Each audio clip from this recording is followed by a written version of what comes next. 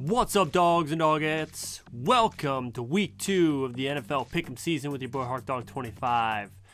And last week, I did okay on the Pickem. As you can see here, I was 9-7 against the spread. I was 11-5 just picking the winners. So, pretty good start. Fantasy-wise, I was 0-4 on all 4 of my teams.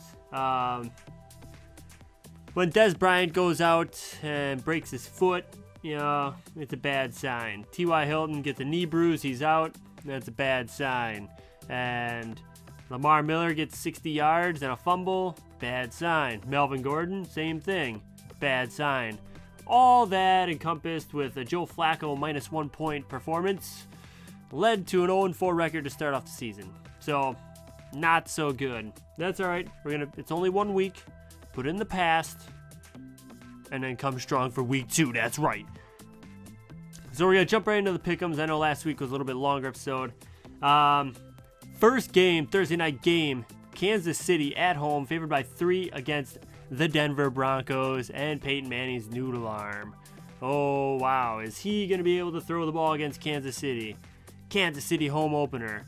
I feel that Kansas City is going to win and cover this game. I think Charles, the home opener, you know, they're 1-0. You know, Denver coming off just a absolutely putrid performance on offense.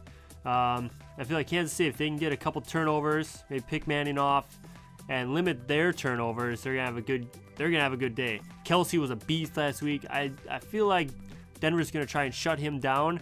So they're going to need to get the ball in the Charles hands, maybe outside, some screens, run the ball. I have him touch the ball 25 times. I need him for my fantasy teams. You know, and try and get Macklin involved. I know he got a few catches last week. But, you know, get Macklin, get Charles going, and then maybe in the second half, you know, start dishing it to Kelsey, dump it off, and make him be extra physical and take that Denver team down. I feel like Emmanuel Sanders, Demaryius Thomas is going to be good. C.J. Anderson has a hurt foot. So hopefully he's good to go. I'm not sure. I have him on one of my teams. I'm going to start him. Hopefully he's good to go. But Ronnie Hillman, if you have him, you know, he's a good plug-in this week if C.J. Anderson is not ready to go. Okay, Kansas City, first game, covers. Second game, Carolina at home against Houston. Carolina, no wide receivers again. They took care of business at Jacksonville, but it was Jacksonville. Their defense is stout, that's for sure. And Houston is starting Ryan Mallett at QB. They benched Hoyer last week in the third quarter. They brought in Mallett. They threw a couple of touchdowns to DeAndre Hopkins, which I enjoyed for my team. But I feel like even J.J. Watt can't bring this team to win in Carolina.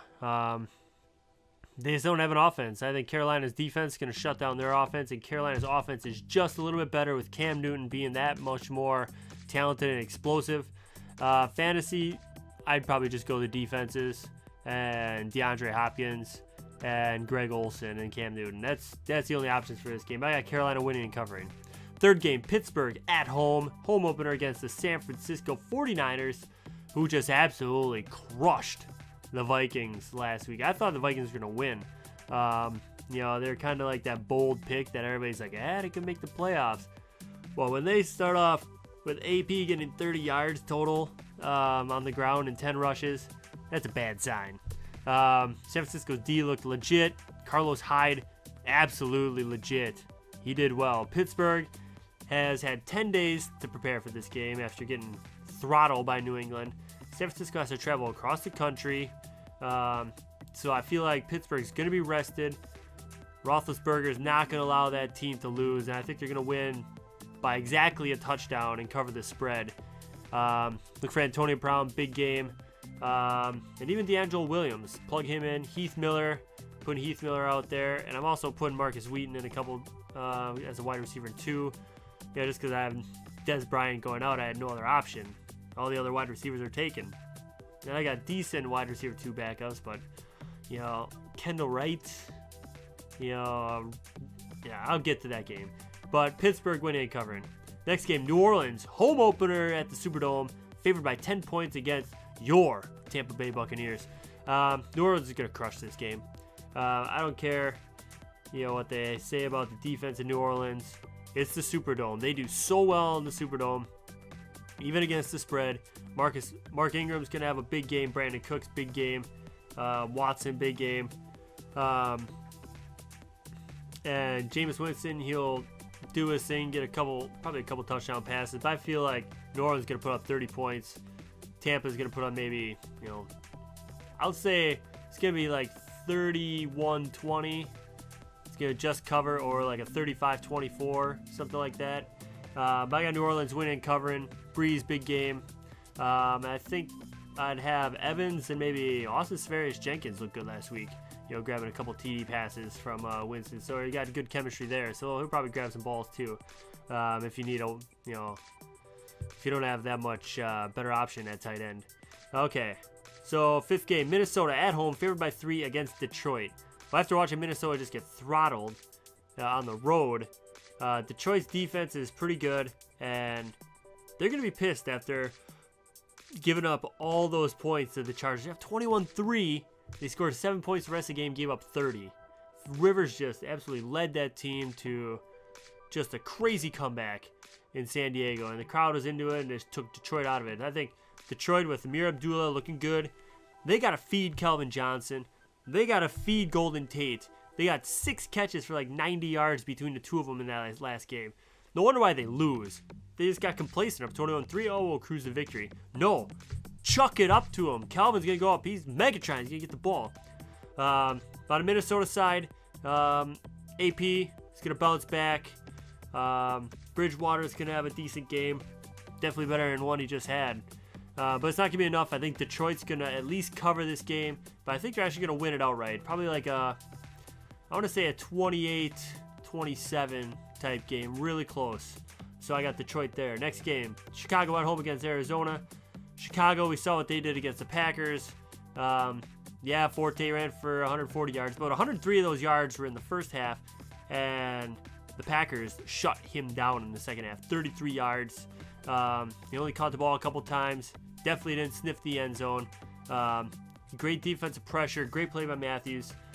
Cutler will throw picks, especially with the Honey Badger and back and that front four of the Arizona Cardinals. I think Arizona's going to come into Soldier Field and dominate this game by at least 10 points. You're going to win by 10, maybe like a 30-20 type score. John Brown, Michael Floyd, and Carson Palmer. He's good. If he stays healthy, his team is legit. So Arizona winning and covering. Next game, I got Buffalo covering at home against New England. I'm jumping on the bandwagon because they just shut Andrew Luck down. Absolutely shut him down. It was unbelievable. I checked out the score. It was like, okay, it's 27-8. Yeah, this is crazy. And it's at home. That crowd's going to be wild. New England coming in, 10 days off. But New England does not travel that well outside of Foxborough. Foxborough, they usually go 7-1, 8-0. Outside of that, they're usually about 500. So they're going to lose some games outside of Foxborough. I think this game is one of them. Buffalo is going to go to 2-0 in the division, facing probably the two toughest opponents of the year right there. And they go 2-0. They're a legit playoff team to even win the division over New England. I got Buffalo winning this game. Their defense is going to be big part of it. Tyrod Taylor can't turn the ball over. New England, obviously, Brady has to get the ball to Gronk, has to get the ball to Edelman. I know Blount's coming back. They got to control the game, wear that defense down, and score points, finish those drives. But I got Buffalo winning and covering this game as of right now. The next game, Cincinnati Bengals at home against your San Diego Chargers.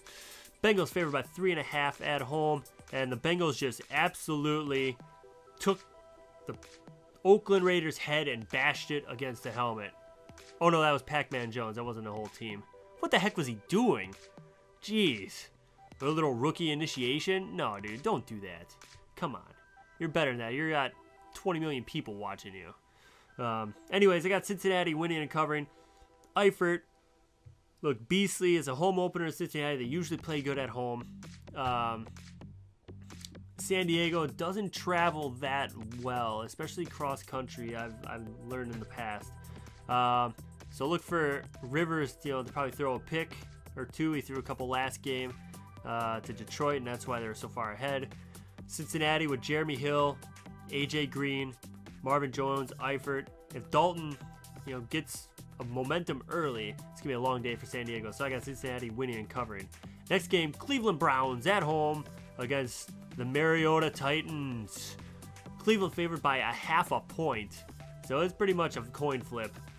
Even Vegas says so. Cleveland, they don't know who they're gonna start, McCown or Manziel. Doesn't matter. Their running back situation with Crowell, not the best. Duke Johnson, we still haven't seen much of him yet. We don't know if he's the real deal. Dwayne Bowe, more like Dwayne the bathtub. Just get him out of there. Flush him down the toilet. He's washed up. Not much offense there in Cleveland. They're going to have to rely on getting the ball turned over. And Mariota looked really good. Very efficient with a perfect QB rating against Tampa last week. And I feel like Mariota, if he just gets the tempo early, just gets it in the hands of his playmakers, your Delaney Walkers, your Kendall Wrights, Bishop Sankey, it's going to be a long day for Cleveland. I got Tennessee winning and covering this game just because Cleveland's offense is inept. I picked up the Tennessee defense in a couple leagues as well for this week. Next game, New York Giants at home, favored by 2.5 against Atlanta. Hey, Rashad, I'm going to give you the ball, but don't score. Don't score. What were you thinking, Eli? Have you not played a game before? You don't know the situation? You score, you're up 10 points. Then they call that that pass play on third down, and Manning chucks it through the end zone, stops the clock. Hey, Tony Romo, just come back and beat us. We'll kick a field goal, no big deal. You're going to win it. So dumb. How did this team beat the Packers twice in the playoffs and win 2 Super Bowls? It's the defense, which they don't have. They got an 8-handed guy who's out of the league right now, Jason Pierre-Paul, and Odell Beckham Jr. was trying to make one-handed grabs all last game. Just catch the ball with 2 hands. Catch it and run. I don't care if you made a one-handed catch last year that was a catch of the year. Just catch the ball and do something. You get 4 catches, they're all one-handed for 45 yards. You're not going to win. And they aren't going to win this week because Atlanta, Julio Jones, and Devon Freeman. I think that's their running back. And Dan Quinn, their new head coach, who was a defensive coordinator in Seattle the last 3-4 years, built that defense, is going to be in Eli's face all game. They don't have the talent there, but the coach will make up for the talent in Atlanta. Atlanta's going to at least cover. I'm saying they're going to win this game. Next game, Washington at home against St. Louis. St. Louis with the stunner at home against Seattle. What a game. That away St. Louis. Thanks for helping the Packers out right away. But St. Louis is traveling away from the greatest show on turf, Dome, and heading out to, what the hell is the name of the field in Washington? Whatever. It doesn't matter. Washington's going to cover the game. St. Louis, I think, is going to win by a field goal. It's going to be a 24-21 type game. Foles is done pretty well against Washington, but I think Washington, the head coach, they've seen Foles last year. They know what he can do, and they're going to keep it close. They kept it close against Miami last week, which was surprising. Cousins did not look that bad. Aside from that punt return, it would have been a tie game. So I feel like Washington is going to cover the spread. St. Louis might still win the game. So I'm going to go with that. St. Louis win, Washington covers. Next game, Jacksonville at home against your Miami Dolphins. And Jacksonville is inept. Blake Bortles calling out his team and his fans this week. Allen Robinson got hurt last week. TJ Yeldon hasn't done much. Denard Robinson, nothing. The defense, blah, blah, blah, blah. It's a dumpster fire. It's been a dumpster fire for seasons. So I'm going to go with Miami to win and cover. Lamar Miller is going to break out. He's going to have himself a good game, hopefully this week for me. I need some W's. Landry's going to have another big game. The guy's a playmaker. And Jordan Cameron, look for him getting the ball against Washington and just making some plays. So I got Miami winning, covering. Next game, Oakland Raiders at home against your Baltimore Ravens. I was going to say Baltimore Falcons. Like, that's not the same thing. Baltimore Ravens, favored by 6. I got them winning and covering this game. Oakland, they just got manhandled by Cincy, and the Baltimore D is just as good as Cincy. Maybe a little bit less now that Suggs tore his Achilles, which is a big loss for that team. And they just don't have a receiver, though, in Baltimore. But I think Forset's going to have a big game. Hill just ran all over Oakland. So Forsett, big game. Flacco, big game. He's going to get the ball to Steve Smith Sr. And when Brashard Perriman gets back, that offense is going to be legit. Definitely legit. So I got Baltimore winning and covering that game. Next game, Philly at home, favored by 5 against Dallas. I have Philly winning by a field goal. Dallas is going to make it close. With that O-line and Tony Romo healthy and upright, Terrence Williams, there's enough talent, you know, where he can spread the ball around and get the ball as playmakers. If they don't turn the ball over, they have a good shot at winning this game. Because I think Philly is just, they had a bad first half against Atlanta. Then they turned on the second half. But the play calling, the indecision was kind of there with Chip Kelly. Didn't know what to do. You know, I feel like Romo's going to keep him in the game. Going to keep Philly's offense on the sidelines. They're going to run the ball with Dunbar and McFadden and the other guy. No, Randall. I know his name. You know, a little three-headed monster. And keep Philly's offense on the sidelines. Keep the defense out there and grind it out. And draw the game out. And I think Dallas is going to cover, but Philly will ultimately win. Now, the game of the week. Green Bay Packers, favored by 3.5 against the Seahawks. And Cam Chancellor, you keep holding out, big guy, because it's helping us out. James Jones comes back from the grave. No, he came back from Oakland, actually. And caught 2 touchdown passes last week. Cobb with a touchdown pass. Rodgers didn't really light up the scoreboard, but they didn't have to. You know, he had 200 yards passing, 3 TDs, you know, not throwing up 350 and 4, but if he does a 189 and 3 this week against Seattle, you know, and they put pressure on Wilson and keep him contained, don't let him get outside, break containment and start running down the sidelines. That's going to be huge. But I got Green Bay winning this game 28-21 at Lambeau, and the crowd's going to be into it. It's going to be our 12th man this time with our number 12. Healthy Aaron Rodgers taking out Seattle as a little revenge from the NFC Championship game they should have won. I'll forever hate that game. Oh, God. Horrible. And the Monday night game. Indianapolis Colts favored by 7 against the New York Football Jets. The Jets look good under Todd Bowles. The defense looked good. They lost Cromartie, unfortunately, but they still got Revis out there. And Fitzpatrick. Ivory looked good. They got good receivers, Marshall and Decker. Honestly, Fitzpatrick does not turn the ball over. They control the clock. That defense is going to wear Indy down because Indy's defense is not there. I just got manhandled. And, you know, defense wins championships. And they also win early on in the season. I've been finding out that you pick the strong D early on in the season, and they're going to win. But I think Indy's going to win. They'll win by a field goal. Jets are going to cover. I'm thinking about 27-24 game in that range. Maybe a 24-21, maybe a little bit less. I got the Jets covering, Indy winning. So there's my picks for week 2. If you want, you should leave your picks in the comments below. Leave your fantasy questions for me. If you need any, I'm going to put this out on, I think this is going to go out Sunday morning, so I'll check the questions early on. Right now it's Thursday before the Kansas City game, Denver game tonight, so I'll be listening to that on my radio. And also remember to like the video, comment, and subscribe for more NFL picks from your boy Harkdawg 25. As always, we will see you next time.